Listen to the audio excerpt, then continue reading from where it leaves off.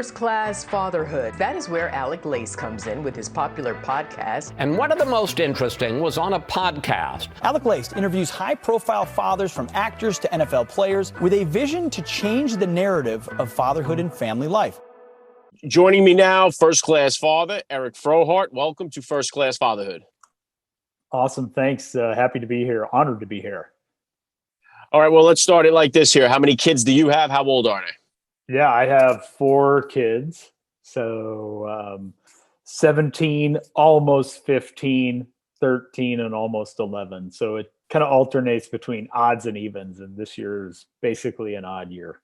Wow. Yeah, I'm almost right there exactly with you. I got 4 kids, 16, 15, 11, and 8. So I'm right there with you, right in the thick of it here. So I got 3 boys, and then we got our girl on the 4th try. So what's the breakup with you over there? Yep. Oldest is a boy, and then 3 girls. Oh, wow. So you got the reverse order. Yep. Okay, very cool. If you could, Eric, please just take a minute here to hit my listeners with a little bit about your background and what you do. Yeah, of course. So my name's Eric Frohardt. I was in the Navy for about 12 years as a Navy SEAL. I did not do 20 because I got injured in combat, so I got medically retired. Since then, and that happened, I was medically retired in 2010, so I was in from about 98 to 2010. Anyway, since then, I've been doing a bunch of different things as a husband and father, trying to provide everything from startups to small businesses, bigger organizations, and firearms, fitness, and now most recently, I am Chief Operating Officer of a performance products and beverage company called Defy. Yeah, we're going to tap into Defy more in just a second here. And thank you for your service, of course. And so take me back. Thank you. Take me back, if you could, then, Eric, 17 years ago. About how old were you then when you became a father? Where were you in your Navy SEAL journey? And how did that whole experience change your perspective on life? Yeah, really, definitely. It's one of those, it's the day when everything changed, kind of like, the day you get married and the day you have your first kid. But yeah, I was actually, I was obviously I was in the Navy when we had 3 of them. And I was in a very busy season of life, you could say. I was gone anywhere from 280 to 300 days per year. Actually, a bulk of that period of time, I was with Eddie Penny at DEVGRU. So long story short, I was on a training trip and my wife went into labor. So I had to obviously get home as soon as possible. So I was in Utah and got home on the first flight I could, and obviously made it there in time for the birth of my first kid, my son, Luke. So that is the day, let's see, a little bit more than 17 years ago, when I was going through some training and traveling and such. And nothing's been the same since. Yeah, incredible stuff. And one of the reasons why, listen, I know we wouldn't stand a chance in this world without you guys, your teammates, all the men and women that serve, but just the fact that I can't even begin to imagine the strain that it puts on being a father, being a husband, and having to do that stuff. And I know a lot of guys don't come through it. I know you've been married for a long time to your wife. I know that the divorce rate is very high in the SEAL teams. I know that it's very and I know that you mentioned Eddie Petty. I had him on the show a few times. I know faith is something that he developed over the course of his life, and he's become very strong in it. I noticed on your Instagram bio, you have pray hard is the first thing you got on there. I know faith is something that's big with you. If you could talk to me about faith, and is that something that's really sustained you throughout your marriage, and is something that you're looking to instill in your kids as well? Yeah, no, it absolutely is. So, you mentioned to it, it's a dangerous job when you're doing it. It's a challenging job. There's something like a 90% divorce rate. I don't know for sure what it is, but it's hard, and you sign up for it, and you know that going in. But that doesn't make it any easier. And faith has been, a big part of my life from as long as I can, remember. So I grew up, a believer, and just kind of took that into my life. I haven't always been as forthright about my faith. As you get older, you get a little more confident in things. But I really believe, my job as a father is to love and lead, provide and protect. And, that first part, to love them, it's obvious, but it's also important. And that's part of, having unconditional love and an environment which they know they're loved and so on and so forth. And I'm always like reciting 1 Corinthians 13:4-8, where we talk about love is patient, it is kind, doesn't envy, it does not boast, it's not proud, all these other things, right? Especially like patient, kind, not self-seeking, not easily angered, all those kind of things. Like I really refer to that often when I'm trying to, be a better, someone who loves my kids better.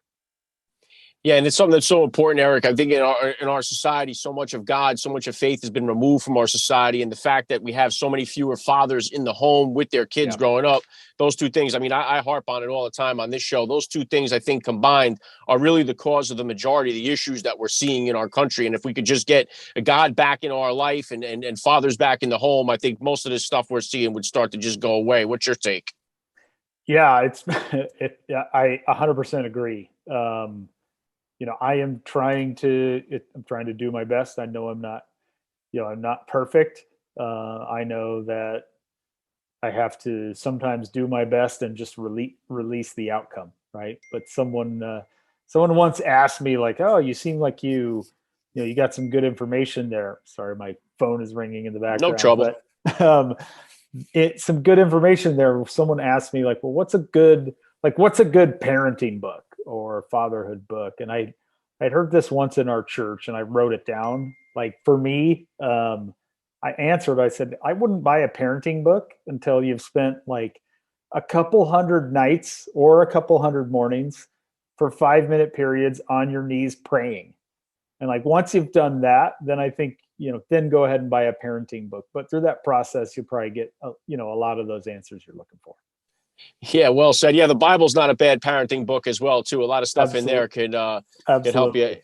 And it's just we're talking about. I got to promote too. First class fatherhood advice and wisdom from high profile dads. Not a bad one to pick up there too if you guys are out there looking for one. But talk to me about Defy. Now I had Yeah. your partner. I had Terrell Davis on the podcast a couple of years back. Good Oh, father cool. himself.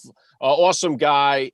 Great conversation. So how did you kind of like come in? What was the genesis of Defy? What is it all about? What can you tell the listeners about it? Yeah, no, it's the whole company started in 2017.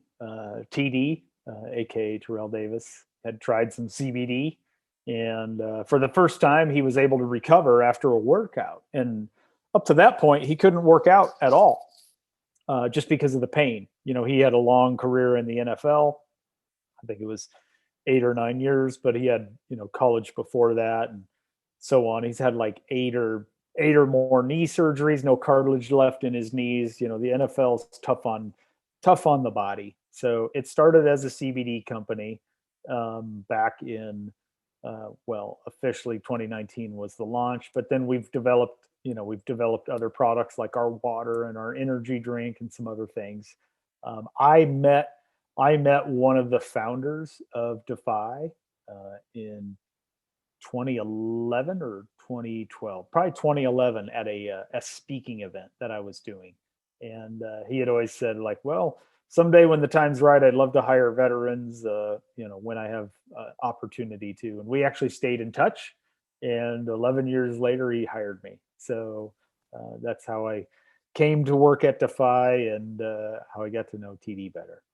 Yeah, very cool. And I know you were a football player back in the day yourself. And what is it like for you to get a chance to work with TD, get a chance to meet some of these Oh, other yeah. athletes and stuff?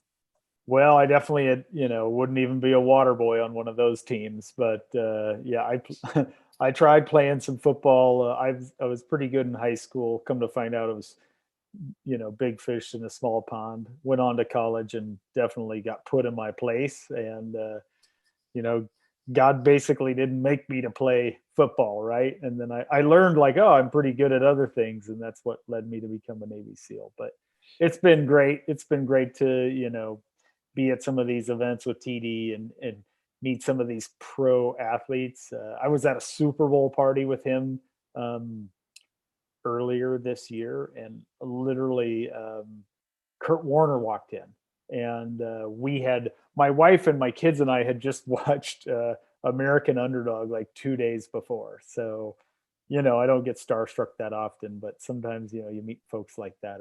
It's pretty cool. Yeah, very cool. Yeah, I had Kurt on the show here a few times. He's a great father, Wow. father of 7 kids. Yeah, he's got a great story. That Really movie good was yeah, phenomenal. amazing. Yeah, it was amazing. And now that I live in Omaha, and I grew up in Iowa where there are Hy-Vees, and that's where he played, and Iowa Barnstormers. But I live in Omaha now, and I go to the Hy-Vee, and I just remember in that movie they talked about him working late hours at the Hy-Vee. Just amazing story. I mean, just like TD's story is amazing. 6th-round draft pick, Hall of Famer, just absolutely amazing. Yeah, incredible. And I know obviously what you do is amazing. And I know when you started, coming into the SEALs, there wasn't nowhere near as much available about the SEAL teams like back in the day there. I know when I was in high school, it was like you'd have to really look to find information about Navy SEALs. Today, it's just you can Google Navy SEAL and you got, thousands of things to read about, to watch. So I think it's so cool that not only are you guys obviously the biggest benefit to us as a country and the defense of our freedom and stuff, but what you guys bring to the table now post-military career, I think it's such a blessing to us as a society to get a chance to tap into what you guys have to offer. So it's so cool to see you guys giving it back in so many different ways. And I think also too, what would you suggest? For you, walking around the street through a city with your family, what are some of the things that you look for to make sure that your family is safe, that you're keeping? Obviously, crime has gone up all over the place here in the United States, and maybe not for the average Joe dad, but maybe you could give a little tip on what could we be looking for? What should we be doing to make our families safer when we're out there walking around the streets in public? Yeah, you really hit a nerve there, right? I mentioned love, lead, provide, and protect. And protect is just, I feel like that's my duty, right? In every way possible. That's, when I'm with them at home or out in the streets, I just got to be able to, protect them from, those that would do them harm. I think, we live like in a world now where it's kind of scary. You have a growing number of sexual assaults on college campuses, and even larger number of like criminal assaults on our city streets, and especially some of these bigger cities. But I don't expect my kids to have like my level of training, but when I'm around them, I need to do my best to protect them. And also, I think part of my duty as a father is age appropriate teaching on things like situational awareness and self-defense, and just looking for verbal and nonverbal like cues for attacks and things like that. So really, to answer your question more specifically,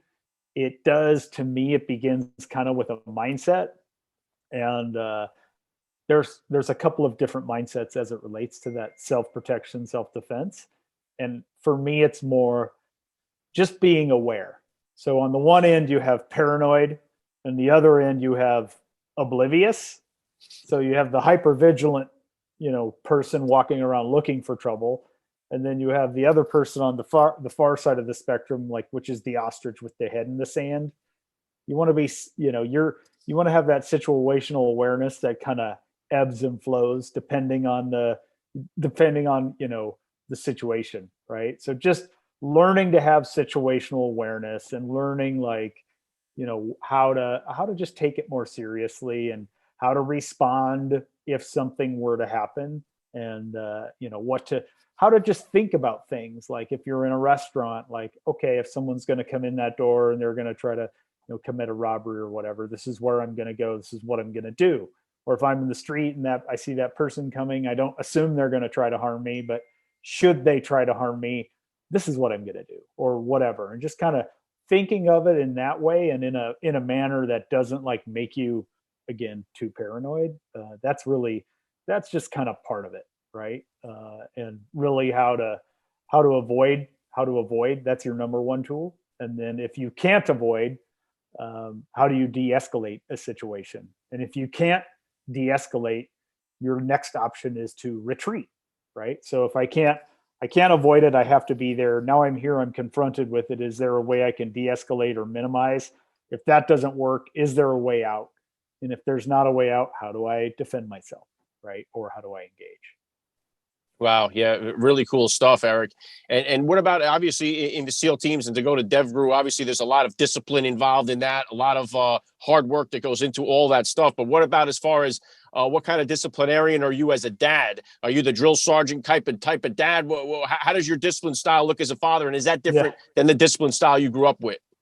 Well, yeah. I mean, I grew up, my dad was pretty strict. I grew up on a farm, hog farm, and, I'm not lying when I say that there were some days in buds that were easier than the days on the farm. Not all of them, but there were a few. So I grew up pretty disciplined. I would say I'm definitely the disciplinarian in this house, but I'm also probably a lot less. I mean, I'm more self-disciplined, but I'm less. I'm not as harsh, I would say, but I do try to hold them accountable and, make sure that my wife and I are on the same page when it comes to us saying, if you don't do this, here is the consequence, or if you do this, here's the consequence. And it's different for us now. We have, like I said, a 10, almost 11-year-old and a 17-year-old. So, the things that a 17-year-old does to get in trouble are far different than, a 10-year-old. We're talking about missing curfew and things like that. Yeah, we're finding that out ourselves right now. We have the 2 in high school. One of those things. I know you have the 3 girls. We have the 1 on the bottom. She's only 8, so thank God we got time yet to kind of callous ourselves for it. But what about how about dating? Have you talked to your kids about the dating scene yet and how that's going to work out? We're just hitting that period ourselves over here. How are you handling it? Oh yeah, it's scary. My son is, he's been dating a girl for a while, so we have, those kind of conversations. My oldest daughter is, she's a freshman, just went to her first homecoming dance, and we've had conversations, and I tell her, like, I just can't wait till that first boy comes over and asks if he can take you out. I look forward to that conversation. She just kind of rolls her eyes. So it's definitely a whole different thing when you get to that age, and I don't know how to deal with it the best, other than constantly just spending time with them, right? It's all about time over target, making sure like just know what they're up to, what they're going through, and really comes down to time. I would think too, it's got to be a benefit, the fact that they can say, what does your dad do for a living? And they have a pretty good answer for that question. So that's got to be helpful to have that laying around in the background. I'm just saving some of my scariest stories for later. When one of those boys comes over, just tell them one little story. Hopefully it scares them. What about, Eric, for home defense? I'm just kind of curious your answer, because I know you obviously shooting, gun training, stuff like that is big with you. What would be your recommendation to dad that's not so handy with a gun? He's just looking for something home defense, home protection. What's your recommendation? I look at like security and home defense in layers, right? So it starts with things that happen outside the home. And if someone has broken into your home, a lot of things should have failed, right? If you're on a street and none of your neighbors have like lights outside and things like that, just make sure your house is well lit, right? It's just like walking down the street. You want to be the hard target. If you're walking down the street and your head's up, your chest is out, and you are making brief eye contact, not like staring people down. But if you're walking down the street and you look capable, criminals are generally looking for a soft target, unless it's like a specific target. They're generally looking for an easy attack. So if you look halfway capable, like, they're not going to mess with you. So starting outside my home, I want to have good landscaping lights, make sure that some of the landscaping is trimmed back. Obviously, I have a home alarm. And I have a sign that there is an alarm. And honestly, I mean, so many break-ins that happen when people just didn't lock their door. So make sure you have a good door and a good door lock, and that you use it. it's kind of worthless if you don't lock it.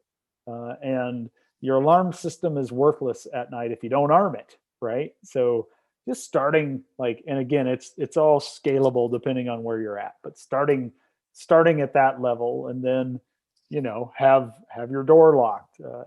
A dog is a great option, right? Having, even if it doesn't have to be some Malinois attack dog, but sometimes that bark is enough to scare anyone off. Could be a golden retriever with a very deep bark.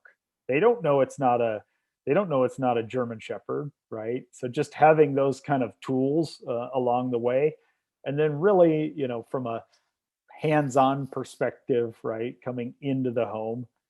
If you're home, if you're a father and you have your family at home, I think it's part of your duty to be, again, to protect them. So, having a plan, really having that plan. If someone were to break in, right, I don't have the luxury of hiding in my bedroom and calling 911 because I have, 4 kids and 4 other bedrooms that I have to go and protect. So really if you're not willing or able to have a firearm, what are you willing and able to do?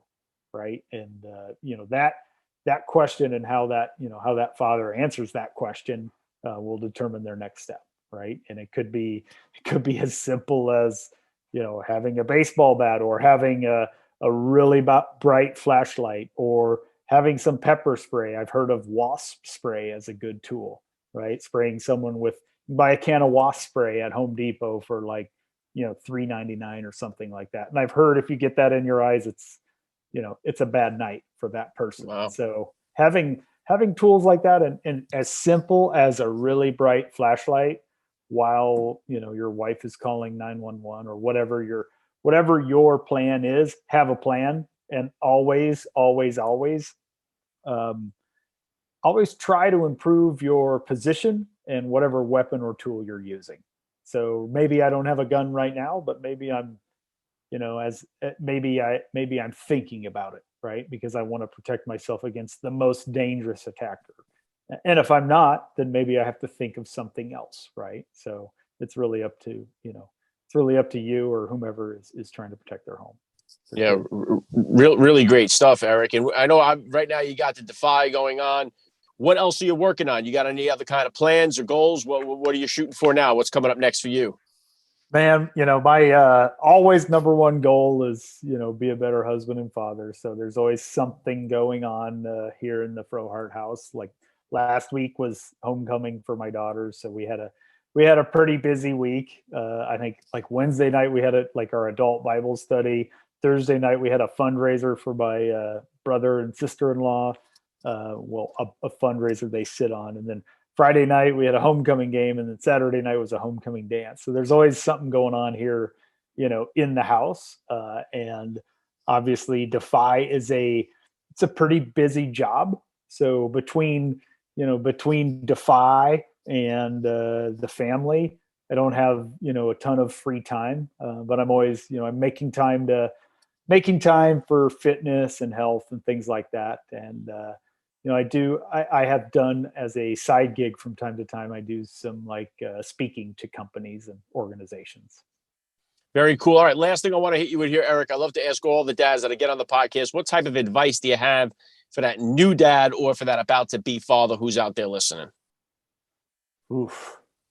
How much time do you got? No, I would say, really, I kind of said, to oversimplify, just love, lead, provide, and protect. Some of that kind of goes without saying. But really, I would say, just do your best, make sure it's your best.